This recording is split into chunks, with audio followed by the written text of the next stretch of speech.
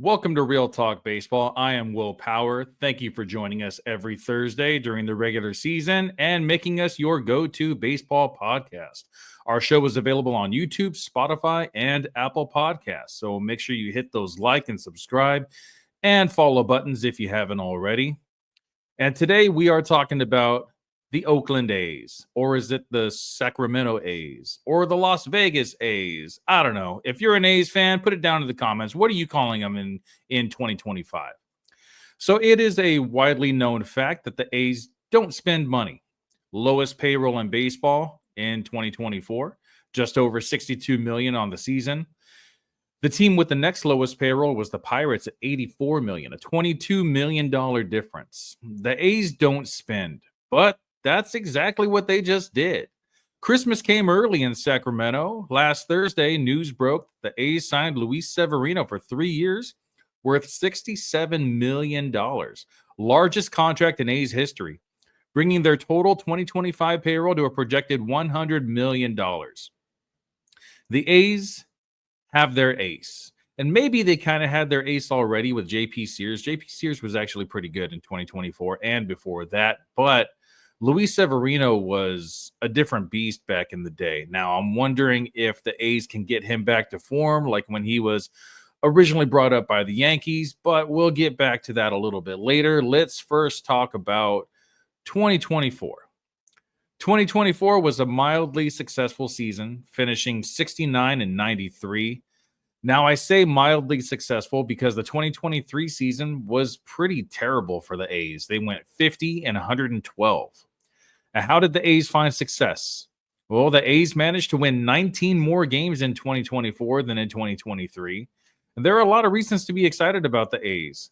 This team, and first, I want to talk about a player that's emerging as one of the top outfielders in the league, and that player is Brent Rooker. In 2024, Brent Rooker batted .293 with a .927 OPS, 39 home runs, with an average exit velocity of 92 miles per hour and a max exit velocity of 113.4 miles an hour. And that's hitting the ball pretty freaking hard.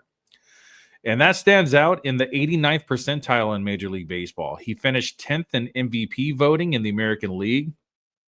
The dude's a stud. Now, other than Rooker, how did the A's find success in 2024? A couple of names here: Lawrence Butler, JJ Bleday, Shea Langoliers, Zach Geloff, Tyler Soderstrom. They were all better than their preseason projections labeled them to be. This lineup is pretty solid. I don't know if you're fantasy baseball fans, but each one of these guys was definitely producers in the 2024 season. I think the biggest problem with the A's was the pitching staff. They had just allowed way too many runs. But now signing Luis Severino, it looks as though the A's front office is, they see the problem and they're actively trying to fix it. So 2 questions. Why is the front office finally ready to spend money? Well, the A's are finally giving their fans something to be excited about.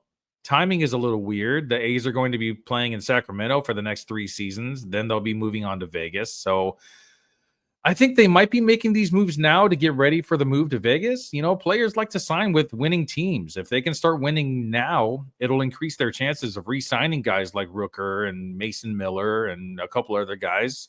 It keeps their fans interested before the move.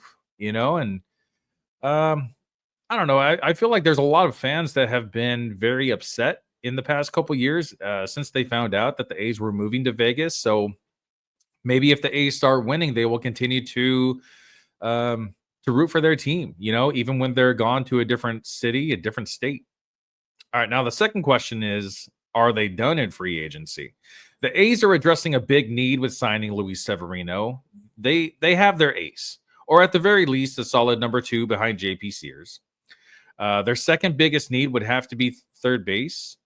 I'm not really sure how to say his last name. Hernandez? I think that's right. Third baseman for the A's could definitely be upgraded. There's some names out there in free agency: Gio Urshela, JD Davis, Josh Rojas. I think those are definitely a few third base free agents that could be signed for relatively cheap, and they're a better option than what they have now. And it wouldn't surprise me if the A's sign one of these guys. especially now after they have showed that they're willing to spend money.